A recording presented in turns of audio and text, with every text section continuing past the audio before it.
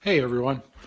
Um, I just finished watching a video by Deconverted Man, and he's answering some questions that were asked, I think, by Matt Slick.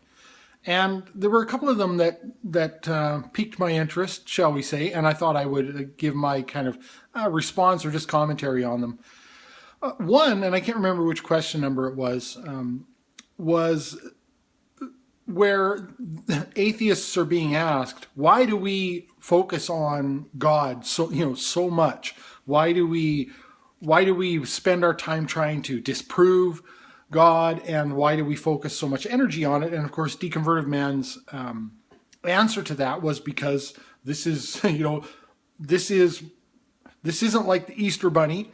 Nobody is trying to enact public policy based on the existence or whatever of the Easter Bunny. And this is an obvious answer. In fact, I think it's just a completely disingenuous question. It's asked of atheists all the time. And I can't, for the life of me, fathom that people would actually just think so little to ask a question like that. It's just obvious. There is kind of a culture war, right? And it goes, beyond just even the Fox News crowd who constantly talk about it. What boggles my mind, beyond asking that question of atheists, is the fact that religion and religiosity is given this automatic pass of virtue. And I see it a lot in the media. I see it a lot on YouTube.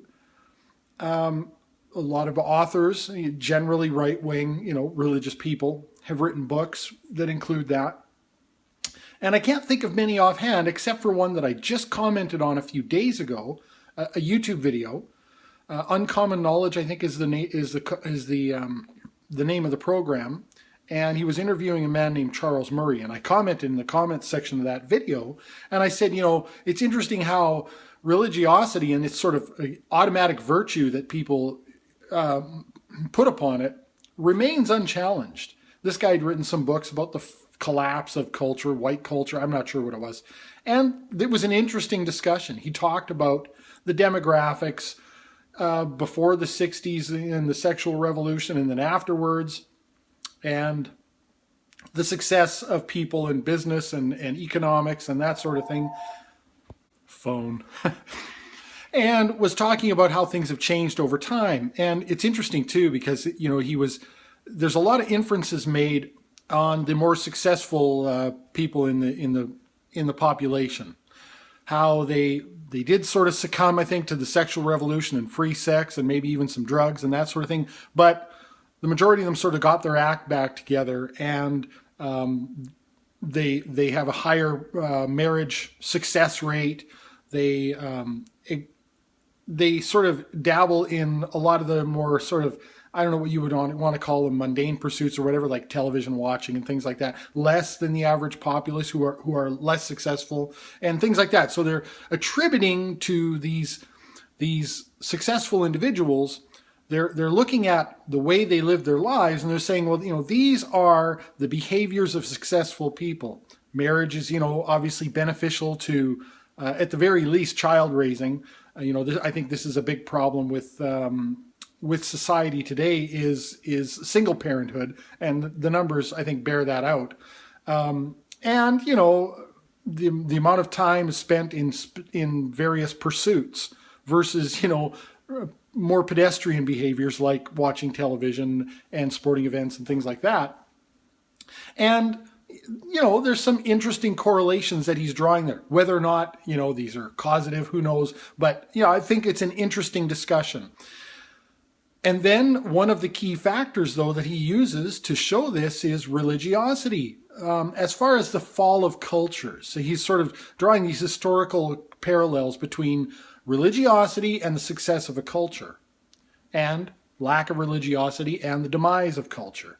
And yet, there's a little bit of doublespeak or cognitive dissonance or something going on here, because he does also report that the more successful people of today are less religious than the far less successful people of today. And he doesn't really sort of acknowledge the elephant in the room, that this kind of goes against his thesis, at least in terms of religiosity. So here he is making all this case that religion, religiosity equates a successful culture, a healthy culture. And here are these people who are in the healthiest part of our culture today. Oh, they're not that religious. We'll just not discuss that. And the interviewer didn't call him on it. There's no challenge of this notion of religion having this automatic virtue. And of course, they'll always point to things, right? They'll point to, charitable things that religious people do. And maybe, they may try to point to some better success rates in marriage, and things like that. But I don't think that holds water. But the very things that they will point to as being the evidence that religiosity leads to a healthy culture are not exclusive to religion.